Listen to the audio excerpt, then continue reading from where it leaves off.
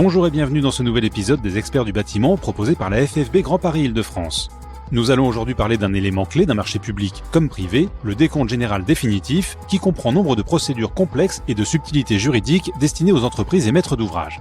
Au cours des 7 premières minutes, nous allons évoquer la procédure à suivre dans les marchés publics, nous détaillerons ensuite les mesures propres au marché privé et nous verrons en toute fin d'épisode les points communs aux deux procédures. Notre experte sur le sujet est Marine Fleutot, juriste consultante au pôle juridique et environnement de la FFB Grand Paris Île-de-France. Bonjour Marine et merci d'être avec nous. Bonjour, merci de me recevoir. Alors Marine, pour commencer, pouvez-vous nous définir ce qu'est le décompte général définitif ? Alors le décompte général définitif, le DGD, est un document écrit qui met fin à un marché et qui permet de centraliser les droits et obligations du maître d'ouvrage et de l'entreprise. Il fixe les droits à paiement, les droits à intérêt moratoire et le point de départ pour le délai de contestation. Les parties, donc le maître d'ouvrage et l'entreprise, doivent respecter une procédure spéciale pour s'assurer de sa validité et pouvoir demander le paiement du marché. La procédure pour le DGD est-elle similaire en marché public et en marché privé ?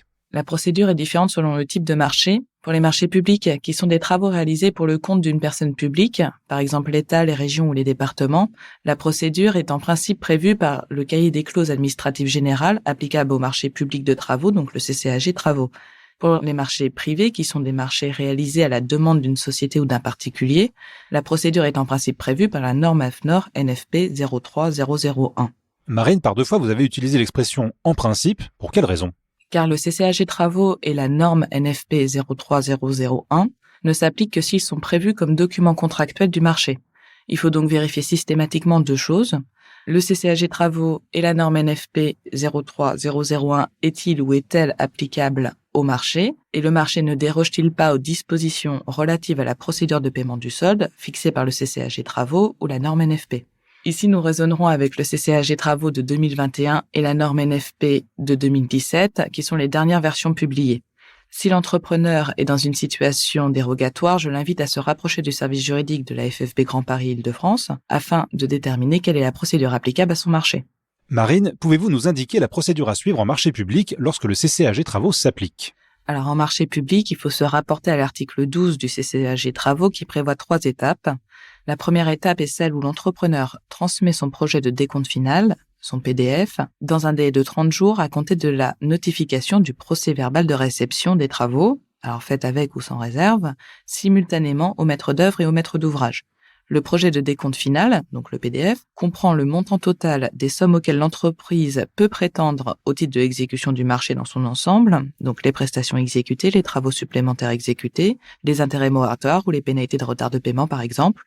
L'entreprise doit joindre à son projet de décompte final tous les justificatifs nécessaires. Le projet de décompte final par l'entrepreneur est accepté ou rectifié par le maître d'œuvre. Il devient alors le décompte final. Si l'entrepreneur n'a pas transmis le projet de décompte final, donc le PDF, le maître d'œuvre doit le mettre en demeure de le faire. En l'absence de réponse, pendant un délai de 15 jours, le maître d'œuvre établira directement le décompte final aux frais de l'entrepreneur. Alors voilà pour la première étape. Que se passe-t-il ensuite quand le projet de décompte final a été transmis ? Nous arrivons du coup à la deuxième étape. Le maître d'œuvre établit le projet de décompte général, donc le PDG, qui comprend le décompte final, l'état du solde et le récapitulatif des acomptes mensuels et du solde. Le projet de décompte général, signé par le maître d'ouvrage, devient alors le décompte général. Ce décompte général doit être notifié à l'entrepreneur par le maître d'ouvrage, alors avant la plus tardive de ces 2 dates, soit 30 jours à compter de la réception par le maître d'œuvre du projet de décompte final de l'entrepreneur, ou alors 30 jours à compter de la date de réception par le maître d'ouvrage du projet de décompte final de l'entrepreneur. Que doit faire l'entrepreneur une fois que le projet de décompte général a été transmis et qu'il est devenu le décompte général ? Nous passons à la 3e et dernière étape. L'entrepreneur a 30 jours à compter de la notification du décompte général par le maître d'ouvrage pour renvoyer au maître d'ouvrage, avec copie au maître d'œuvre, ce décompte général signé avec ou sans réserve, ou pour donner les motifs de son refus de signature. Si le décompte général est signé sans réserve, ce document devient alors le décompte général et définitif, le DGD. Sous quel délai ce décompte général et définitif déclenche-t-il un paiement du maître d'ouvrage ? La date de réception par le maître d'ouvrage du décompte général et définitif est le point de départ du délai de paiement du solde.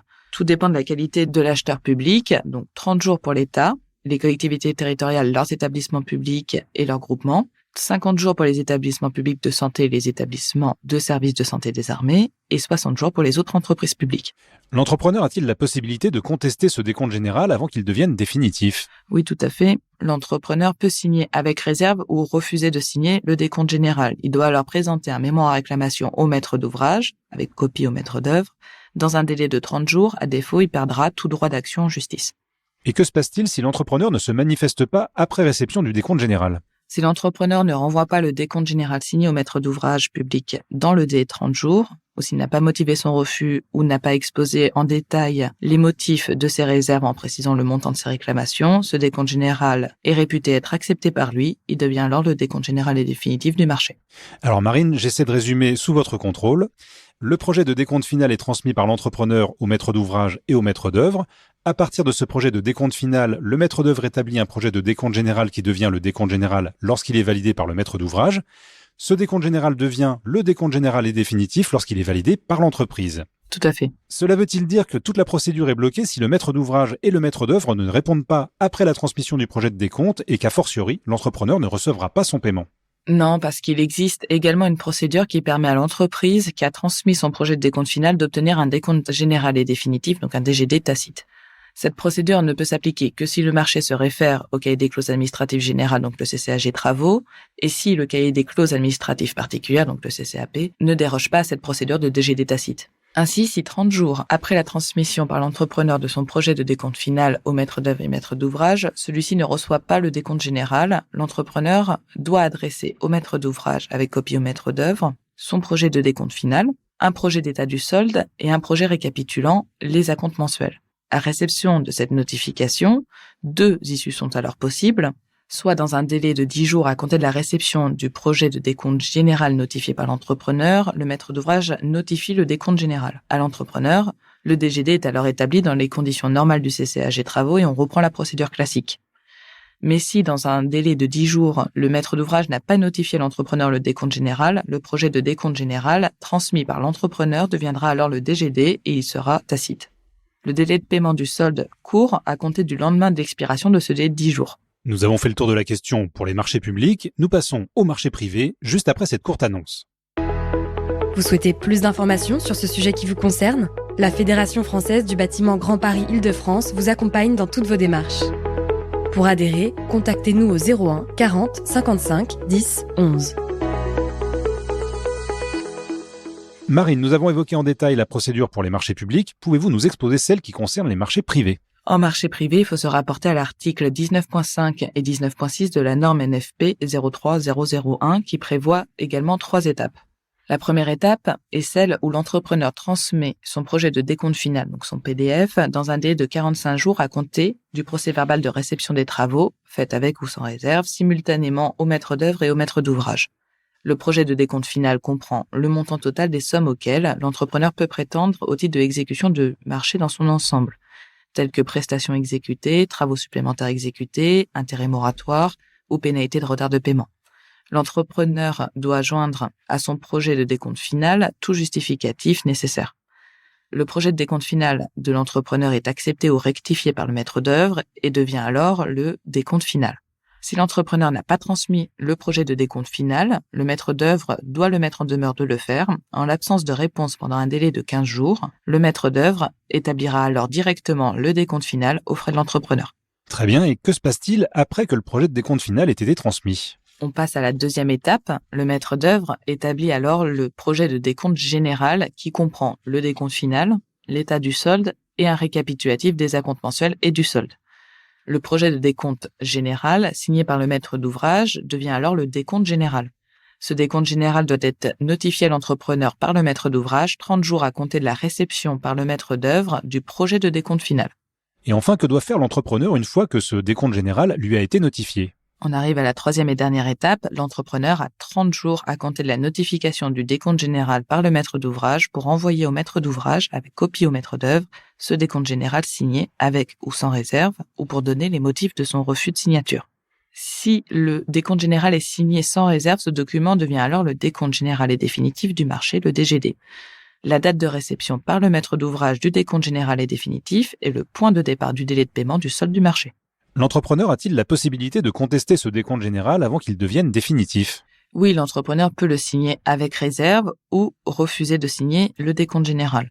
Il doit alors présenter un mémo en réclamation au maître d'ouvrage, avec copie au maître d'œuvre, dans un délai de 30 jours. À défaut, il perdra tout droit d'action en justice. Et que se passe-t-il si l'entrepreneur ne se manifeste pas après réception du décompte général ? Si l'entrepreneur ne renvoie pas le décompte général signé au maître d'ouvrage dans le délai de 30 jours, ou s'il n'a pas motivé son refus, ou n'a pas exposé en détail le motif de ses réserves en précisant le montant de ses réclamations, ce décompte général est réputé être accepté par lui. Il devient alors le décompte général et définitif du marché. En marché privé, existe-t-il une procédure de DGD tacite qui permettrait à l'entrepreneur de ne pas être sanctionné si le maître d'œuvre et le maître d'ouvrage ne répondent pas à son projet de décompte final ?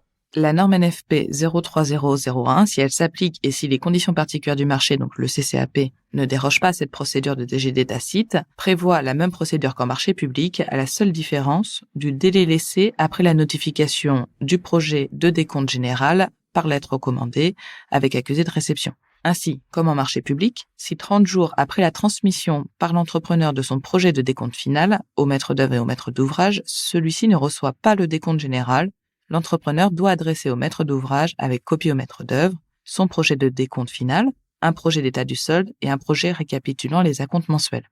À réception de cette notification, de nouveau, 2 issues sont possibles.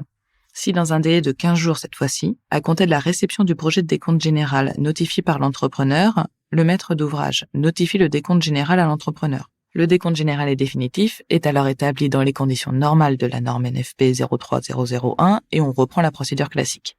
Mais si, dans ce délai de 15 jours, le maître d'ouvrage n'a pas notifié à l'entrepreneur le décompte général, le projet de décompte général transmis par l'entrepreneur devient alors le décompte général et définitif. Il s'agit d'un DGD tacite. Le délai de paiement du solde court à compter du lendemain de l'expiration de ce délai de 15 jours. En marché privé et en marché public, que se passe-t-il si on oublie de mentionner un élément ? Dès lors que le décompte général a acquis un caractère définitif, toute réclamation ultérieure du maître d'ouvrage ou de l'entrepreneur est interdite. Un décompte accepté par les 2 parties est définitif et ne peut être revu, sauf en cas d'accord des parties de modifier le DGD, en cas de fraude ou en cas de manœuvre dolosive type mensonge. Les juges sont très stricts lorsqu'il s'agit de modifier un DGD. À titre d'exemple, un DGD a pu être modifié lors d'un oubli d'une prestation prévue et exécutée ou lorsqu'une prestation a été comptée 2 fois. En revanche, le DGD n'a pas été modifié quand l'oubli portait sur des pénalités de retard ou si la clause de révision de prix n'a pas été appliquée. Marine, quels conseils souhaiteriez-vous adresser à nos auditeurs en guise de conclusion ? En cas de difficulté ou de besoin, nos adhérents peuvent contacter le service juridique au 01 40 55 10 71. Et ce sera très utile. Merci beaucoup Marine de nous avoir éclairé sur les subtilités du décompte général définitif. C'est la fin de cet épisode des Experts du bâtiment. Merci d'être fidèle à ce rendez-vous que vous retrouvez sur toutes les plateformes d'écoute de podcasts comme Deezer, Spotify ou Apple Podcast. Abonnez-vous gratuitement pour ne manquer aucun numéro et si l'émission vous plaît, parlez-en autour de vous. Je vous donne rendez-vous très bientôt pour un nouvel épisode des Experts du bâtiment.